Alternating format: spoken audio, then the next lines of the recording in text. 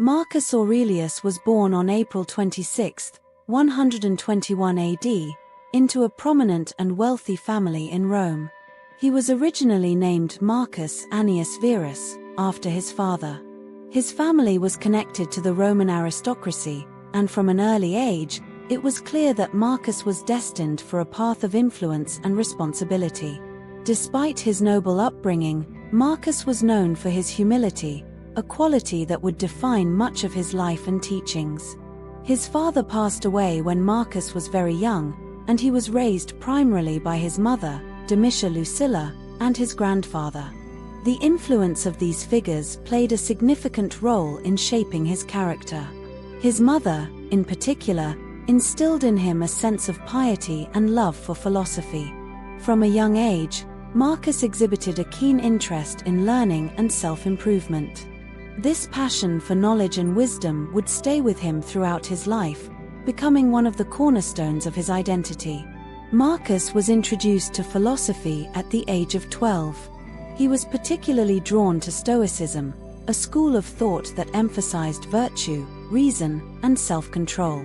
Stoicism teaches that the path to happiness is found in accepting the present moment as it is, not allowing oneself to be controlled by the desire for pleasure or the fear of pain, and treating others fairly and justly.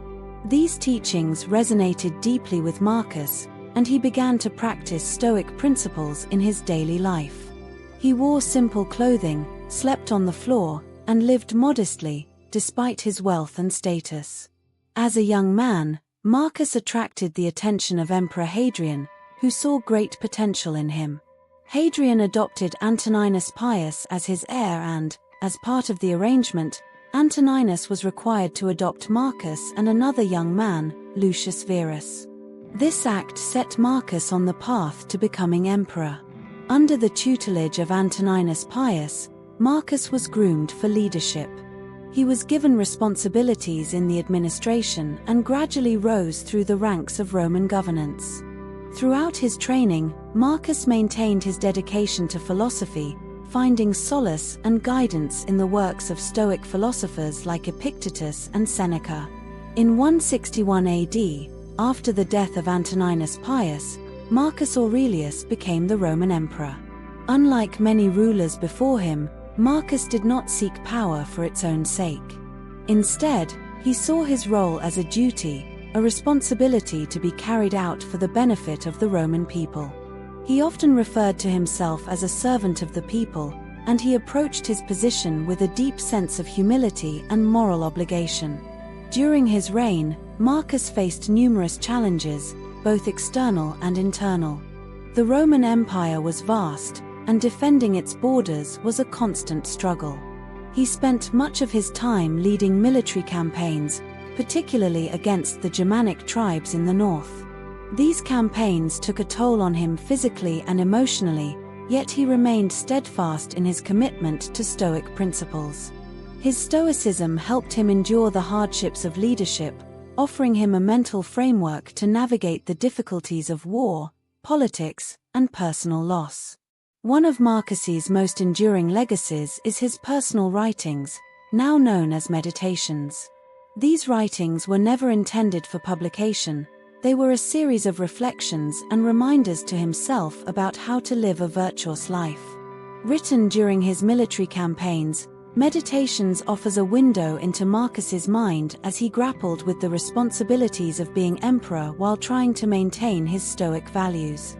The work is deeply personal, yet its insights into human nature, ethics, and leadership have resonated with readers for centuries.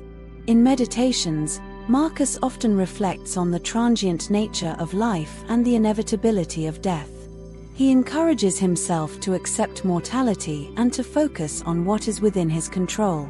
This is a central tenet of Stoicism, the idea that while we cannot control external events, we can control how we respond to them. Marcus frequently reminds himself that his actions and thoughts are within his power, and that it is his duty to act in accordance with reason and virtue. Marcus also emphasizes the importance of living in harmony with nature and the universe. He believed that everything in the world is interconnected and that individuals are a small part of a larger whole. By accepting the natural order of things and aligning oneself with it, one can achieve inner peace. This perspective helped Marcus maintain a sense of equanimity in the face of adversity, as he saw his role as part of a larger cosmic plan. Another key theme in Marcus's writings is the importance of compassion and empathy. Despite the immense power he wielded as emperor, Marcus remained committed to treating others with kindness and understanding. He believed that humans are social creatures, meant to work together for the common good. In meditations, he often reminds himself to be patient with others, recognizing that people make mistakes and that it is his responsibility to respond with forgiveness and guidance rather than anger or judgment. Marcus's Stoicism was not a cold or detached philosophy, it was deeply compassionate. He understood that suffering was a part of life, but he also believed that individuals could alleviate each other's suffering by acting with justice and benevolence. His reign as emperor was marked by efforts to improve the lives of ordinary citizens. He enacted reforms to assist the poor, protect slaves, and ensure fair treatment in the legal system. He believed that as emperor, it was his duty to serve the people, not to exploit them. The later years of Marcus's reign were marked by personal loss and illness. His beloved wife, Faustina, passed away, and he endured the deaths of several of his children. These tragedies deeply affected him, but he continued to fulfill his duties as emperor. His Stoic philosophy helped him cope with these losses, as he reminded himself that death is a natural part of life, and that grief, while inevitable, should not consume him. One of the most significant challenges Marcus faced during his reign was the outbreak of the Antonine Plague, a devastating epidemic that swept through the Roman Empire. The plague killed millions and weakened the empire's military and economic strength. Marcus's response to the crisis was measured and compassionate.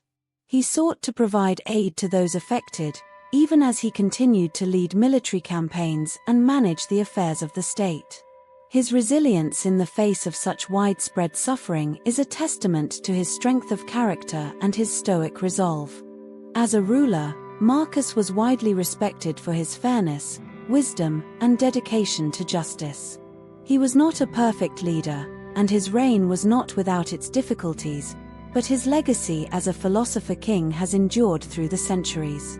His writings and meditations offer timeless advice on how to live a meaningful and virtuous life, even in the face of overwhelming challenges. His teachings on self-discipline, compassion, and acceptance of the natural order continue to inspire people today. Marcus Aurelius passed away in 180 AD, while on campaign in present-day Austria. He was succeeded by his son, Commodus, whose reign would prove to be far less virtuous and more tumultuous than his father's. Despite this, Marcus's legacy as one of Rome's greatest emperors and Stoic philosophers remains intact. The life and teachings of Marcus Aurelius offer profound lessons on leadership, morality, and the human condition. His dedication to Stoicism allowed him to navigate the immense pressures of ruling an empire with grace and wisdom. He believed that true happiness could only be found within, by cultivating virtue and living in accordance with nature. His reflections on life, death, and duty remind us that while we may not control the circumstances we face, we always have the power to choose how we respond to them. This simple but powerful insight continues to resonate, making Marcus Aurelius a figure of enduring relevance in both philosophy and history.